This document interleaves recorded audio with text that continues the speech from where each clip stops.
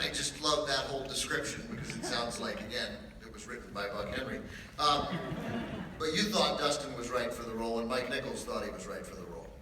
Well, once the actual pictures were on the screen of all these terrific actors doing this stuff, it was very gratifying to see that we weren't making seriously mistakes with the first move. Right. I read that Dustin Hoffman did his audition, and you guys thought he was good, but then when you looked at it the next day on film, he was even better. That he had some quality that just the camera took. He made things look interesting that nobody else did.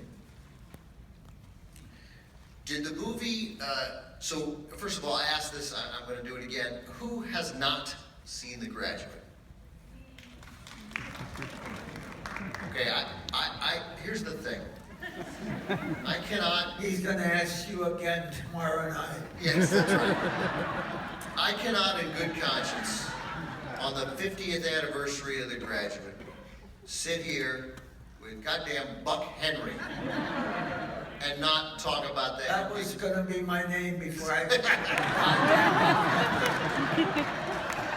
I can't sit here and not ask him about the end of The Graduate. So if you really don't want to know the end, you got to plug your ears. But it's too important. So we don't need to totally spoil it. But the end of the... Don't ask this again after you've screened the film. Well, I would, but do you want to stay here until 11:30? Yeah. All right, well, well, they'll definitely stay. All right, I won't spoil it. God damn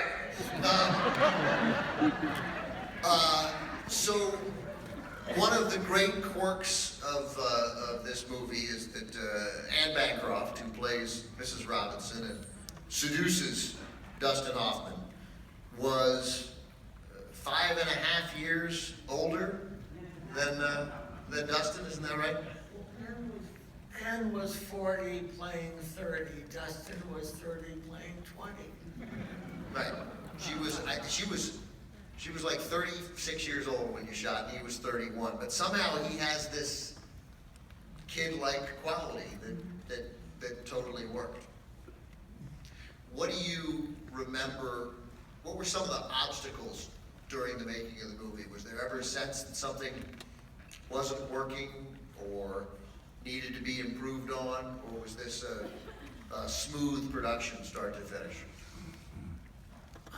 All things considered, it was pretty smooth, particularly when you consider that in the first 3 weeks of the beginning of rehearsal, a major actor in the film was fired. Yes, that's right. And that can always send everybody screaming for cover. Tell them who got fired. I can't remember. I'm going to tell them who got fired. That's what I'm going to do. So, cast as Catherine Ross's father originally, and again, 3 weeks in, they were already underway. Gene Hackman. And Mike Nichols fired him. And didn't, like, you showed up for work and there's no Gene Hackman. What did Mike Nichols tell you why he made that decision about such a sensational actor? I thought it was slightly insane. Because I love Gene's stuff. Who didn't? Right. It was great in films from the beginning. And Mike said, he's a great film actor, otherwise I wouldn't have cast him in the first place. I didn't cast him so I could fire him. I said, yeah, I know that. But I said, so why isn't he there today? He said, because Gene is great, but there are certain things, every actor can't do everyone. And Gene can't play Rich. That seems, my instinct, well, first of all, it's 1967. We didn't know everything that Gene Hackman could do. In hindsight, that's probably not true. Probably, Yeah. However, it should be pointed out that because Gene Hackman was not in The Graduate, he was able to make Bonnie and Clyde. Yes, that's true. So it worked out for Gene Hackman, but nonetheless, a strange decision to have a movie like this, so successful, so seminal, so important, fire Gene Hackman and replace him with Murray Hamilton, who was terrific. Yeah. But as you're watching, spend some time thinking about Gene Hackman in that role. I want to ask you about two parts of the movie that you had a critical role in. One, early in the movie, Dustin Hoffman has come home from college and his parents throw him what has to be the most awkward party in the history of a 22-year-old's life. Because what 22-year-old doesn't want to come home from college and hang out with his parents' friends? So they have this party for him, and a friend of the father's puts his arm around him, drags him out to the pool, and tells him to go into what he wants to do. That's the whole idea, and Dustin Hoffman doesn't want to know what to do with his life. And the guy says, think about this. One word for you. Plastics.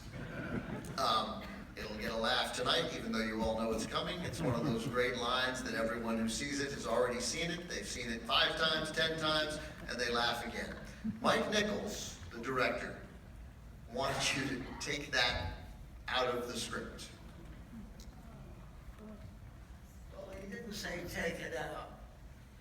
Well, because you guys had a nice collaborative relationship. He didn't say take it out. He just thought, that's not going to work.